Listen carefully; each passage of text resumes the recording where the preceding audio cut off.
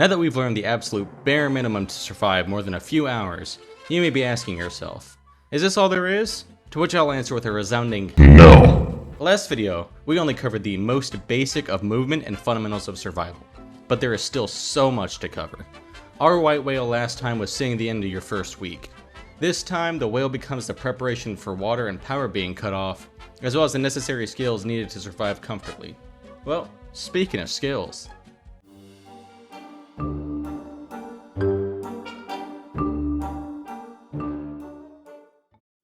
So Project Zomboid has a ton of skills. As you can see here, there are many areas in which you can improve. The ones I want to focus on right now are carpentry, farming, electrical, and the various combat skills. As time slowly marches forward, you want to be ready for power cutting at roughly day 14 and water cutting at roughly day 30. For this, we'll need a base, a generator, a farm, and a water source. The skills previously discussed will help make this a reality. Carpentry is used for a number of things, but most usefully, you can make rain collectors, which allow you to collect water even in the most dry of areas. Water collected by the rain collectors must be boiled to become clean drinking water. That is, unless you place them on a roof directly above a sink and use a pipe wrench to irrigate the collector, utilizing the filter in the sink to naturally produce the clean water.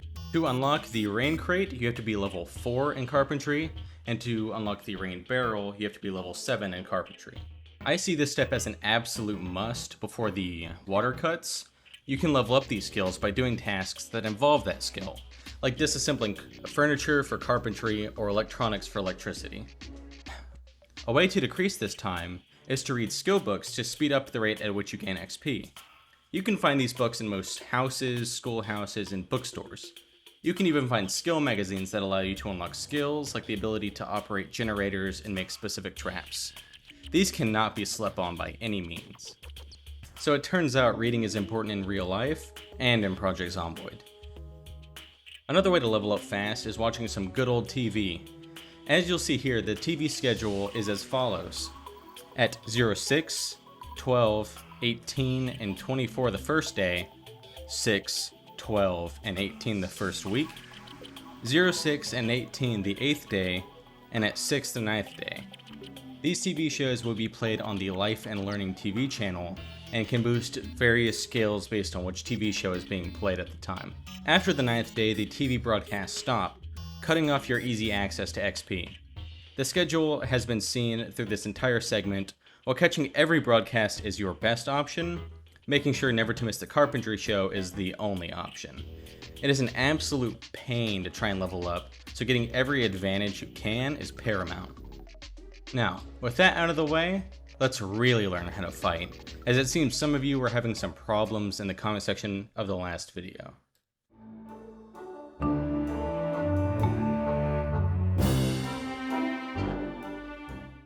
So, we all know characters like Rick Grimes with his revolver, Jason with his machete, and other such characters with their unique signature weapons. Now what if I told you that could be you? There are many types of weapons in Project Zomboid, and the more you use them, the more proficient you'll be with them.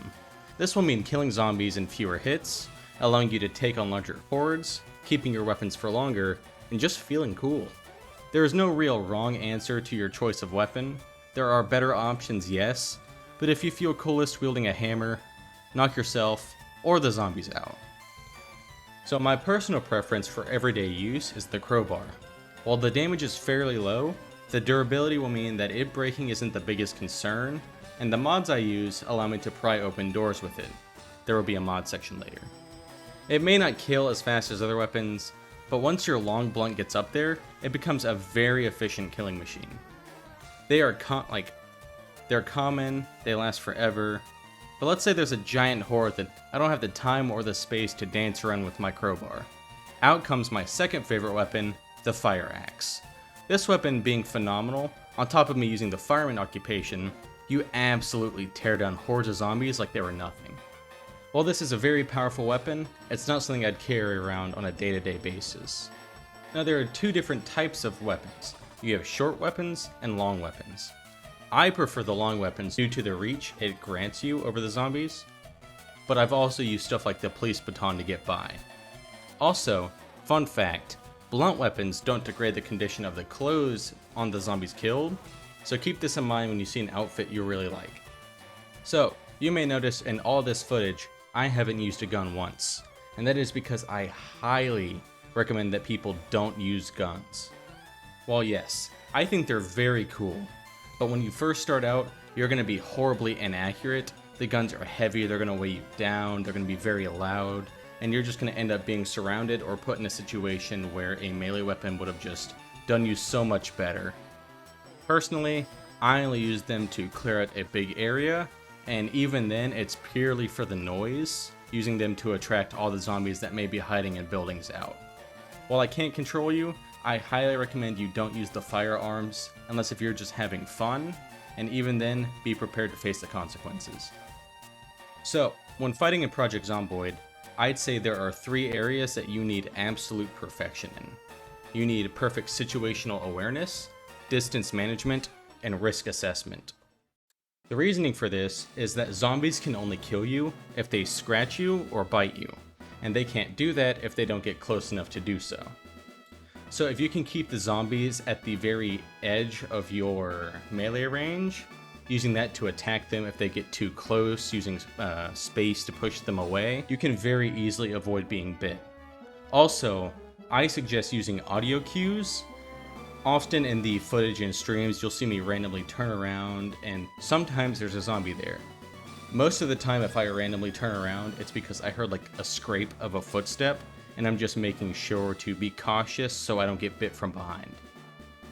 And remember, if you look at a situation and think this will expend way too much energy trying to do, or there is way too much risk involved, there is no issue with turning away, losing the zombies, and just resetting, living to fight another day. Also, PS, the shove mechanic will in fact cancel the bite animation, saving your life.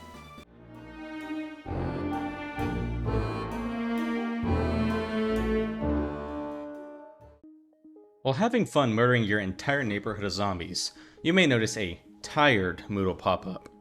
Hopefully this happens between hordes being slaughtered, because being tired like this heavily neuters your combat effectiveness, and it's only going to get worse from here. As you'll see on the screen here, I am fighting a very small amount of zombies, and it is just taking me so much longer to kill them, because you are so neutered combat-wise whenever you are tired. As you play more, you'll get more of a feel for when your character is going to get tired, and plan a trip back to base or a safe bedroom to go ahead and sleep that off. Most of the time, I'll just find some hidden little bedroom in a house I'm going through if I can't make it back to base, closing the door, shutting the curtains, and not making a lot of noise, also making sure you're not followed is a big one, will prevent you from getting in situations like this, where you see I am just struggling to kill these very few zombies. You'll see I say here, I could have probably taken out 4 or 5 times as many were I not ridiculously tired. And that just shows the mindset I'm in at this point. I even went into this counter saying I hate doing this because I do. Because what happens if fighting those zombies attracted more zombies? It would just make this an entire shit show. And like you'll see in this clip here, it is the following day after I got some sleep. I just start tearing through the zombies. Not necessarily like butter, like if I had a fire axe, but you'll see even with a crowbar and fully rested, I am putting down these zombies at a respectable rate. So I'm gonna let this clip play out. While this isn't the combat section, this clip is also the perfect example of what I was talking about. Whenever it's not exactly the most opportune time to fight. Like I probably could have won this fight, but looking at it, it was more responsible of me to just go around and do what I could to lose the zombies. I'll speed it up so you guys aren't sitting out here for like 3 minutes, but just know this is the perfect example of what I was talking about.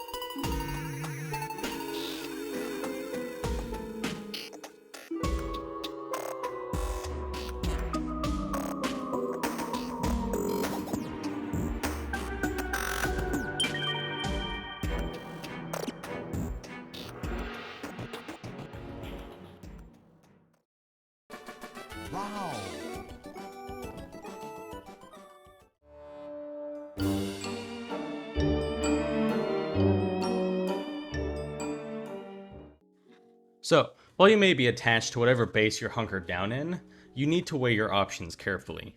Every base has its ups and downs. The fire station in Rosewood is defendable, spacious, and has a giant fenced-in backyard. It's also removed from any water source and is in a small town that'll run out of resources very fast. The cabins north of West Point, my personal base location, as you see here, is fairly remote with little to no zombie activity, with immediate access to the river for water and spearfishing, and it's right beside one of the best looting locations in West Point. However, with it being very remote, with a far drive to anywhere substantial, any emergency supply run will take a good minute to get you anywhere, and if your car breaks down, it is much longer of a walk. So weigh the options of what supplies you have on hand, what you're prepared to do, and the risks associated with the property. Every base has potential and will become what you make it. Now, while you have power, food can seem endless, but once power cuts, every fridge not connected to a generator will turn into a fancy cupboard, and all the food within it will spoil. So, you gotta find yourself a long-term food supply. While some of the Stardew Valley fans may have a few ideas, they're honestly not far off. With a trowel, source of water, and seeds of your choosing, you can slowly but surely start producing your own crops. With things like carrots, cabbages, potatoes, and more, you can truly diversify your diet. However, there are some risks for your newly planted friends. Zombies can and will trample them if given the opportunity, so you want to be sure to move your farming area somewhere isolated and defended. Options for this include building a fenced-in area, moving dirt onto a roof using sacks and a shovel, or just living somewhere remote. So, the crops can also be susceptible to pests and diseases, as shown here. Since this is something I haven't had to deal with yet, I'll pop up the wiki article as it'll cover this topic better. Now what I can speak on is fishing. Fishing is probably my favorite long-term survival food plan, as it provides very good food. Future me here, this is actually in post, there was just a random gap here, so I'm filling it right now. And catching a huge fish will always be very satisfying. So you can do this by approaching open water with a fishing rod or a spear. The spear is cheaper, but less efficient. Right-clicking, hitting fishing, and going crazy. Now, you'll want to try and fish with an abundance of 100, and between 4 and 7 in the morning, and between 6 and 9 at night for the best luck. And then there's trapping. Trapping can be good to add that little bit more food to your supply, but I do not see someone being able to survive off of it, as the biggest animal you can catch is a rabbit, and that's not going to keep you fed for very long. Like the crop diseases, I'm not the most knowledgeable, as I wrote this method off pretty quickly, but if it interests you, the wiki article will be in the description, so you can get all the trapping knowledge to fuel your adventures.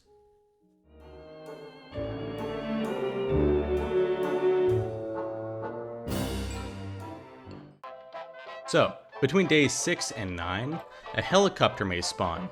This helicopter is very loud and will draw a lot of attention. If you're spotted by it, it'll hover over you, pulling whatever zombies were following it, and whatever zombies are near you to your location. So, going through and finding the emergency radio broadcast frequency in things like radios and police cars, you can tune into this every morning to get a weather report. Also, at the end of the weather report, if you see air activity detected, that means the helicopter event is incoming and you should stay inside. So while staying inside, your character may grow bored. Take some sleeping pills and sleep the day away. Take the time to tear into that book collection you've been hoarding, or exercise. Whatever option you take, be sure to stay away from windows and actively combat boredom. Boredom could evolve into sadness, and that negative moodle will haunt your character. It's never a good idea to remain with a negative moodle, as your character will be directly and significantly affected by any of them. Comic books, magazines, and alcohol are some of the best ways to fight these bad feelings.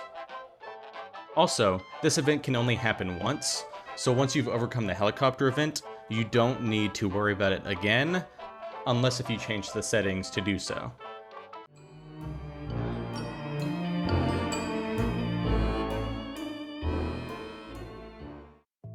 So, looking in the garages around the town you're in, you'll probably find a generator. Hopefully you've also found the generator magazine and are able to use it. So, once you have the generator, you want to load it into a car as it's pretty heavy, and then you haul it home.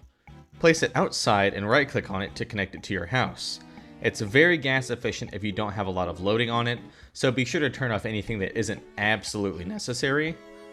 Also, the generator is very loud, so it can draw attention to you if you're not careful. But you cannot hide it inside because it lets off fumes that'll actually end up suffocating your character.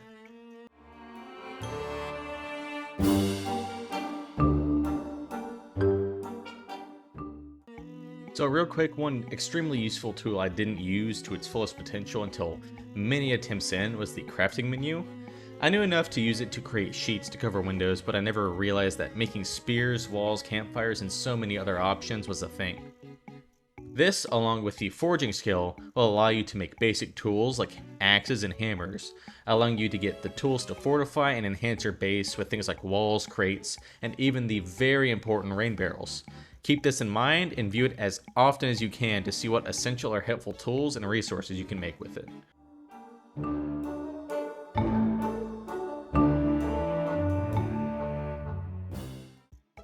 Alright, for this portion, I'm actually going to do this live, so this won't be a voiceover. As you can see here, these are the mods that I have on it. Not all of them are enabled at all times, but you can see for the most part, it is a lot of things that just enhance the vanilla aspect. If you see anything wacky in here, I wouldn't put that on. Just have the stuff that actively make the game better, but not losing the feel of it, you know? So things like this, making sure that darkness actually helps you hide from zombies. Don't get the wacky stuff.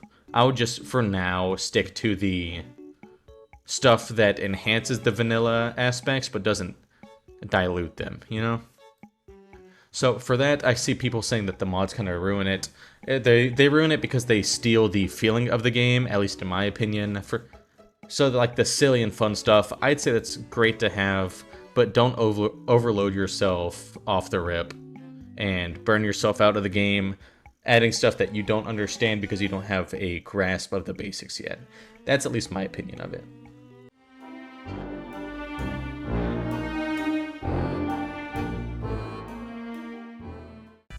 Well, we've made it. With a long-term food supply, essentially infinite water, and nothing but time on your hands, exploring is only natural. The logging company, the gun stores, and other such landmarks are very tempting and very possible to loot, but you'll have to be paranoid about survival.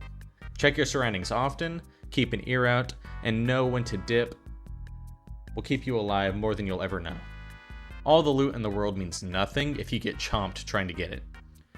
So be cautious, take some risks, have some fun, and learn all you can. This game is very fun, and I adore it. However, I think this is my last general tutorial video for Project Zomboid, as I feel with these tutorials, I've given you all the tools that I have to find your feet. If people want tutorials for specific areas that I can go in depth on, I'd be more than happy to oblige. For the next game and making hard games easier, the hint is within the videos. Be safe out there, everybody.